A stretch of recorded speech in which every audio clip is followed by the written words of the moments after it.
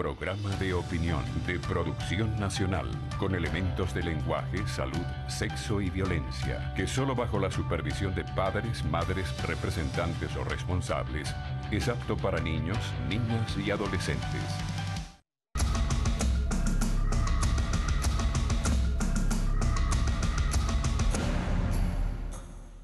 Bueno, voy a conversar hoy con nada menos y nada más que Nigmer Evan. Él es politólogo de Marea Socialista y analista político y muy estudioso de lo que está pasando en este momento. Por ejemplo, aquí hay un artículo de él que dice la estafa constituyente, como diría un compatriota suyo, Miquilena. ¿Con qué se come eso? Mira, Carlos, se come de la siguiente manera. Ajá. Es lamentablemente tan estafa lo que se está planteando en cuanto al mecanismo constituyente, porque hay que observar lo siguiente, Carlos, y es importante. La Asamblea Nacional Constituyente como mecanismo establecido en la Constitución es absolutamente constitucional. El problema no es que se convoque una Asamblea Nacional Constituyente. El problema es cómo se está convocando y los objetivos para la convocatoria. Y fundamentalmente el mecanismo.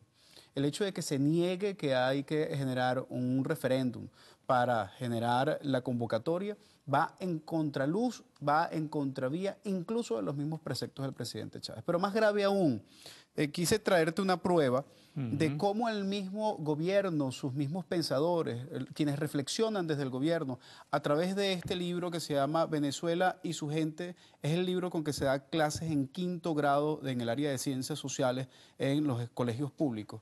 En la página 142, en un párrafo, de manera, diríamos nosotros, avepánicamente, explica de manera taxativa cómo es el procedimiento en relación a la convocatoria de la Asamblea Nacional Constituyente. Y en las últimas 2 líneas dice, la convocatoria la aprobará o la niega el pueblo mediante un referendo consultivo. Cuando la mayoría de votos es sí, se aprueba la convocatoria. En caso contrario, no se convoca. O sea, esto es un libro editado, por cierto, esta es la 4ª edición, ya hay una 5ª. Esta 4ª edición es del gobierno del presidente Maduro. Por supuesto, la primera fue del presidente Hugo Chávez Frías, pero esto está revisado por la gente del Ministerio de Educación en el periodo del presidente Maduro. Y es tan estafa, volvemos al tema, que hay una profunda contradicción entre lo que es una interpretación cuando se hace de una perspectiva democrática y otra cuando se hace con el objetivo de tratar de preservar el poder a toda costa, ¿no? Ajá. ¿A dónde nos lleva esto? Mira, esto nos va a llevar al punto más extremo en el cual un gobierno alguno ha tratado de poner a la sociedad venezolana. Porque hoy, incluso los que acompañamos al gobierno del presidente Chávez en su momento, en una gran mayoría, y se ha empezado a dar ese proceso de goteo que ya se convierte en un gran chorro, estamos en contra de la forma como se ha convocado la Asamblea Nacional Constituyente y así lo han expresado algunos de sus voceros. Desde Héctor Navarro, que fue presidente encargado del presidente Chávez en su momento, hasta la más reciente mención que ha hecho la que fuera defensora del pueblo, Gabriela Ramírez, pasando por Rodríguez Torres, Cliver Alcalá y una serie de personalidades que formaron parte del gobierno del presidente Chávez, incluso con la crítica de Maripili Hernández, que llega a una crítica en un segundo nivel, no se mete tanto con la convocatoria, pero sí con el gran temor que genera declaraciones como las de Elías Agua, la de Aristóbulo Isturiz, la de Héctor Rodríguez, de que la Asamblea Nacional, como es supraconstitucional, decidirá ella misma si convoca a un referéndum para aprobarla, la constitución que se desarrolla en esa Asamblea Nacional Constituyente, hasta incluso Maripili, que todavía forma parte del gobierno, está criticando poderosamente lo que está sucediendo. No hay intelectual en este país que esté apoyando de manera certera y decente, y no hay político que haya estado involucrado en el desarrollo de la democracia participativa en este país que pueda estar de acuerdo con este estafa. Hay quienes dicen que todo lo que se plantea en la constituyente está planteado en la constituyente que hizo el presidente de la República en la época de Chávez. Incluso tú dices aquí, acabaron con el legado, Nigmer Evan, constituyente madurista, es una clara traición a Chávez. ¿Por qué?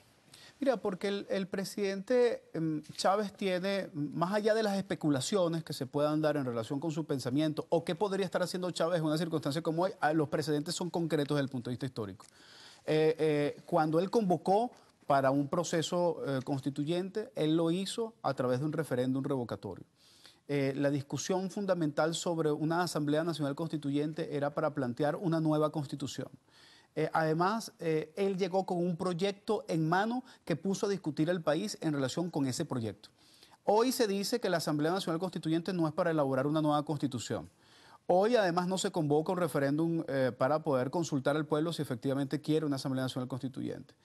Se dice que no se va a aprobar o que posiblemente no tendrá que aprobarse esa constitución a través de un referéndum revocatorio. Se convocan a 545 miembros en una Asamblea Nacional Constituyente. Imagínate tú cuánto tiempo van a tener que reunirse 545 personas para ponerse de acuerdo en algo. En pocas palabras, la voluntad de la democracia participativa y protagónica establecida en la Constitución del 99 está siendo violentada por el presidente Maduro. Y esa voluntad de la democracia participativa y protagónica del 99 fue voluntad, conducción política del presidente Chávez junto a la gente. Vamos a tener un receso. Al regreso te voy a preguntar, a juicio de gente como tú, ¿planteamos de verdad una constituyente con otros matices distinto a lo de Chávez o se le deja la constituyente Chávez? Vamos a un receso, te dejo ese comentario. Vale. Okay.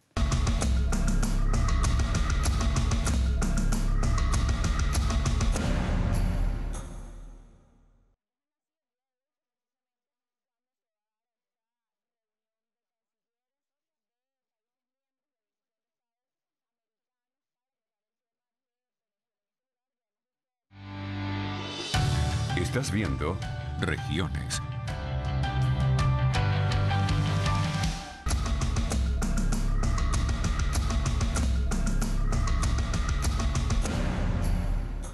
Bueno, ¿cuál es la aspiración? ¿Hacemos otra? ¿No hacemos nada? ¿Se retira el proyecto? ¿Qué piensas tú? La Constitución de 1999 es muy buena, es perfectible, pero hoy son las reglas del juego que han aceptado la mayoría del país, incluso aquellos que la adversaban en su momento, que rompían la Constitución en su momento, que la quemaban en su momento, hoy dicen defenderla.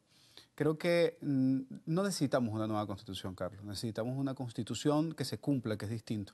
La sistemática violación de la Constitución en estos últimos años ha exacerbado al sector político y al social y fundamentalmente ha afectado a la población venezolana, que hoy ve cómo se sigue pagando la deuda externa de la manera que se paga, en las proporciones que se paga, a sacrificio de no tener dólares para comprar medicamentos y para poder comprar comida. Eso, por supuesto, que es incluso violatoria de esta Constitución y de cualquier otra Constitución que tú pongas. Así que si el asunto es quitarte un disfraz para ponerte otro, no tiene ningún sentido. Hoy creo que la convocatoria debe ser y la exigencia debe ser el cumplimiento de la Constitución del 99, porque además se dio en un proceso democrático, se dio con un proceso mayoritario. Y además hoy cubre el manto, es el manto que cubre a la gran población venezolana, ¿no? Maduro se refería justamente a las críticas como las de usted decía, yo voy contra viento y marea, no contra marea socialista, pero contra bueno, seguramente contra marea también. ¿Tú crees que va a llegar contra viento y marea, mira, sin la marea socialista? Nosotros hemos analizado un par de escenarios. Ajá. El primer escenario es la posibilidad de que no suceda la Asamblea Nacional Constituyente, porque hay un gran sector de la población venezolana en contra, pero además también uno de los sostenes y los pilares fundamentales del gobierno del presidente Maduro, que es el alto mando de la Fuerza Armada, se ha filtrado el descontento que existe en relación a una mayoría en ese alto mando militar, en relación con la Asamblea Nacional Constituyente. Pero además, si sumamos a ese sostén la presión que existe en el contexto internacional por la posibilidad de llegar a acuerdos y empréstitos a nivel de dinero, y tomamos en cuenta la presión que puede haber también por encima, por China, Rusia, los bonos de Wall Street, creo que la presión internacional va a terminar ayudando un poco también en ese sentido, junto Carlos, con el goteo institucional, con las manifestaciones pacíficas, no las violentas, y con la posibilidad del surgimiento de actores distintos a la polarización que en este momento están en un proceso de gesta. Y por cierto, tenemos un encuentro para este 6 de junio en donde diversidad de gente, estamos pensando desde Claudio Fermín hasta pasando por Enrique Ochoa Antich, pensando en Navarro, en Annalise Osorio, en Marea Socialista, podamos confluir en un espacio de debate para ponernos de acuerdo en dos cosas. Ojalá logremos hacerlo. Uno, el cese de la violencia en el país y el otro, el respeto a la Constitución. Todo lo demás, cada quien tiene vocerías distintas en relación con la interpretación de la salida de la crisis del país.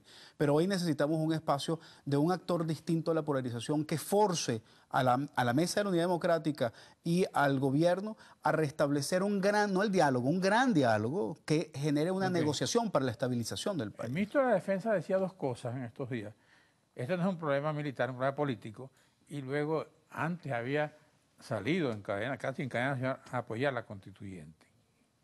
Eso no contradice con lo que se ha filtrado de que hay descontento en la Fuerza Armada por la constituyente. No es contradictorio porque la voz del ministro de la Defensa es una voz institucional, es una voz del gobierno, pero no necesariamente mide el descontento que democrática, que cívica, pero que además también racionalmente pueden tener la mayoría del alto mando militar. Ok. Tú estás hablando de esa reunión que van a tener ustedes en junio y tú dices aquí, hay sectores que no se sienten representados en el diálogo. ¿Qué nos dices tú con eso? Con eso terminamos el programa. Claro, en el diálogo que se ha planteado hasta ahora, el diálogo entre la Mesa de la Unidad Democrática y el PSUV, ellos son actores fundamentales para la resolución del problema del país, Carlos, pero no son los únicos. Y si no entendemos que hay que también abrir espacios para la democratización en función de que otros actores, otros sectores sociales y políticos participen en el proceso de diálogo, vamos a estar esperando algunos los marines a que lleguen a resolverlo y otros a que venga el Papa de nuevo a tratar de resolverlo, cuando tenemos que resolverlo nosotros. ¿Con cuáles te quedas tú? Yo me quedo con ese actor, con ese tercer actor necesario para poder resolver el asunto, que son muchos nombres, no es uno solo. O sea que el Papa perdió su viaje a Venezuela.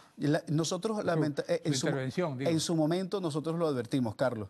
Si el Papa utiliza el mecanismo y el Vaticano de negociación a través de la polarización, ni que venga con los interiores como Superman por fuera va a resolver el problema del país. Menos todavía. Por ahí anda.